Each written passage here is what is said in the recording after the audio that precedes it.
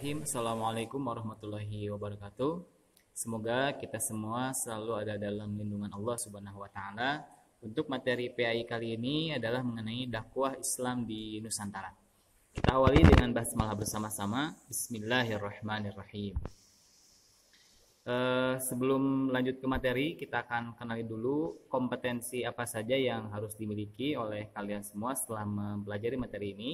Yang pertama adalah menganalisis dan mengevaluasi strategi dakwah dan perkembangan Islam di Indonesia. Kemudian yang berikutnya adalah indikatornya. Indikator ketercapaian dari materi ini adalah kalian bisa menjelaskan strategi, hikmah, dan manfaat dakwah dan perkembangan Islam di Indonesia. Kemudian kita akan awali dengan bagaimana awal mulanya Islam lahir atau Islam ada.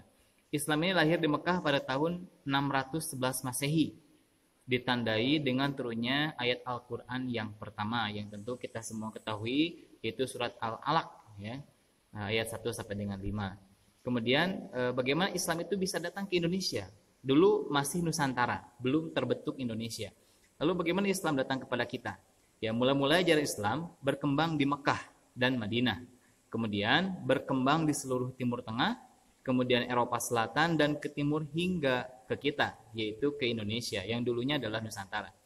Bahkan menurut penelitian sejarah terbaru, masuknya Islam ke Indonesia pada abad ke-7 Masehi atau bertepatan dengan 1 Hijriah, yaitu satu atau tahun yang bersamaan dengan hijrahnya Nabi Muhammad SAW, yang tentunya dibawa oleh para pedagang dari Arab yang mana para pedagang Arab ini sudah terbiasa mereka melakukan perdagangan bahkan sebelum Islam.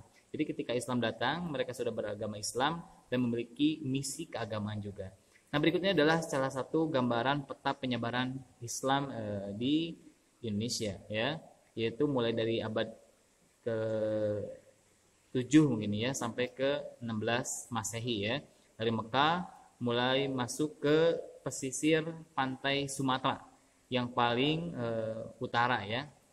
Dan kita kenal kerajaan yang pertamanya adalah Samudra Pasai. Tapi Samudra Pasai ini muncul pada abad ke-13. Namun ternyata Islam sudah masuk pada abad ke-7, sudah sangat lama sekali. Lalu apa yang melandasi dakwah para pedagang itu atau para mubalik dari Mekah itu, yaitu hadis Nabi SAW, sampaikan apa-apa yang berasal dariku walaupun hanya 1 ayat saja. Nah, itu adalah landasan dakwahnya.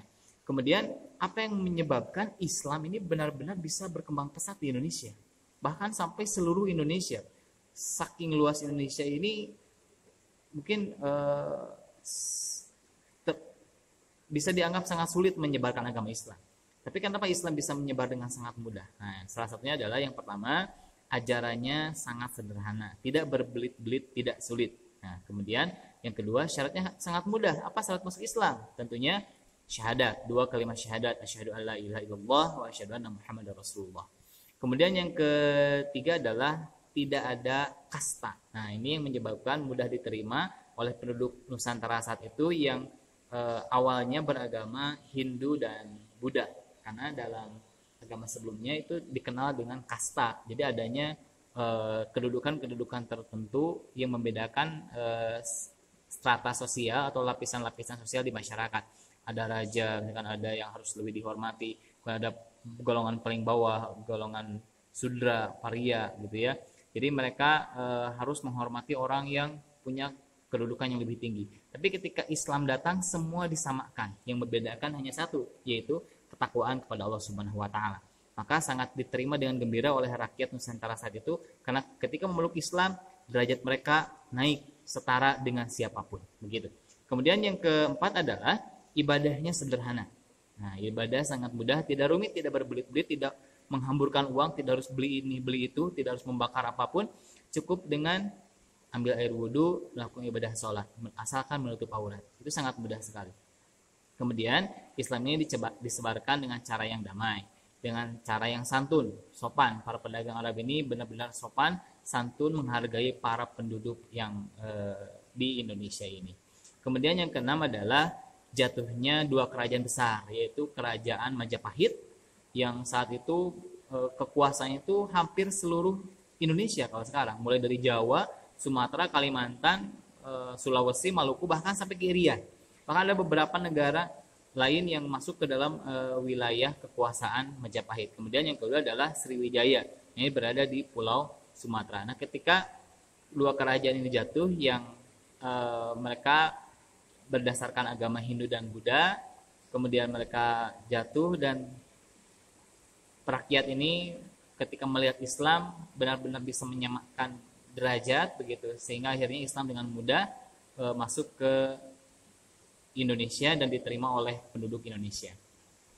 Kemudian yang berikutnya adalah contoh atau ini bukti salah satu peninggalan kerajaan Sriwijaya, ya, sudah menjadi puing-puing seperti, tapi ini menandakan bahwa dulu memang ada kerajaan Sriwijaya yang bercorak Hindu Buddha. Kemudian bagaimana saluran penyebaran Islam di Indonesia, melalui cara apa saja? Yang pertama tentunya perdagangan. Yang sangat awal sekali ini adalah melalui perdagangan.